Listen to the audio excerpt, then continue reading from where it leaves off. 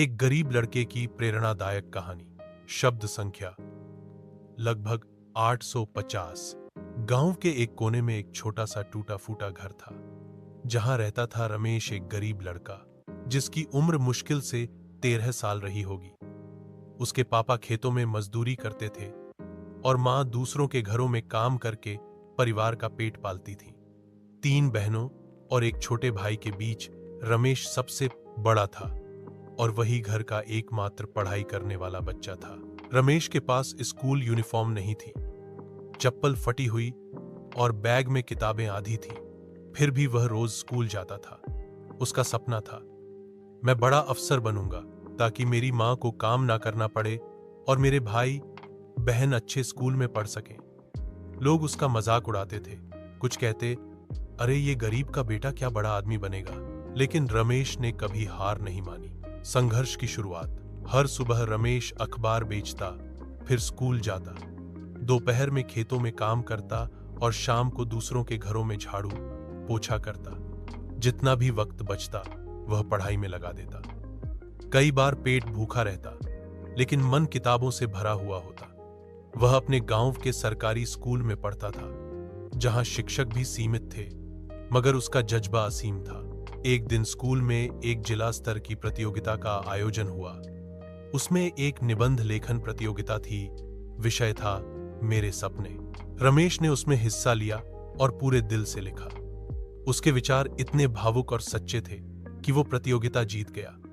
पुरस्कार में उसे एक लैपटॉप और छात्रवृत्ति मिली। बदलाव की राह। रमेश की प्रतिभा देखकर उसके स्कूल के एक शिक्षक मिश्रा सर उसकी मदद करने लगे।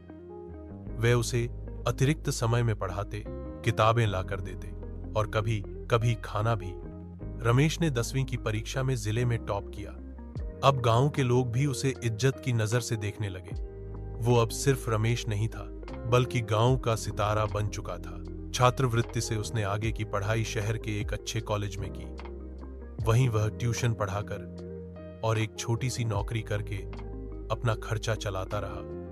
हर कठिनाई को उसने अपनी ताकत बना लिया।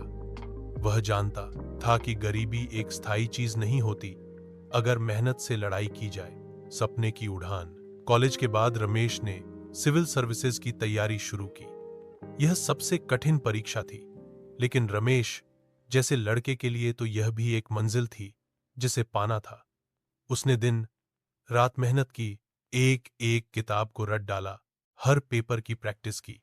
पहले प्रयास में असफल रहा, मगर उसने हार नहीं मानी। दूसरे प्रयास में उसने एफसीसी की परीक्षा पास कर ली और ईएएस अधिकारी बन गया। उस दिन उसके गांव में ढोल बजाए गए, लोग मिठाइयां बांटने लगे। उसके मां बाप की आंखों में खुशी के आंसू थे। उन्होंने सोचा भी नहीं था कि उनका बेटा एक दिन इतना बड़ा अफसर बनेगा। प्रेरणा का स्रोत। रमेश ने गांव में एक स्कूल बनवाया, जहां गरीब बच्चों को मुफ्त में शिक्षा दी जाती है। वह खुद भी समय निकालकर बच्चों को पढ़ाता है। उसने अपने जैसे हजारों बच्चों को दिखाया कि गरीबी कोई बाधा नहीं, बल्कि प्रेरणा बन सकती है।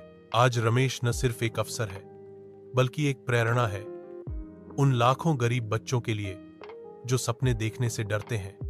उसने साबित कर दिया कि परिस्थितियां कैसी भी हों, अगर इरादा मजबूत हो तो कोई भी मंजिल दूर नहीं। सीख। रमेश की कहानी हमें यह सिखाती है कि हालात चाहे जैसे भी हों, अगर इंसान ठान ले तो वो अपनी किस्मत बदल सकता है। गरीबी कोई शर्म की बात नहीं। हार मान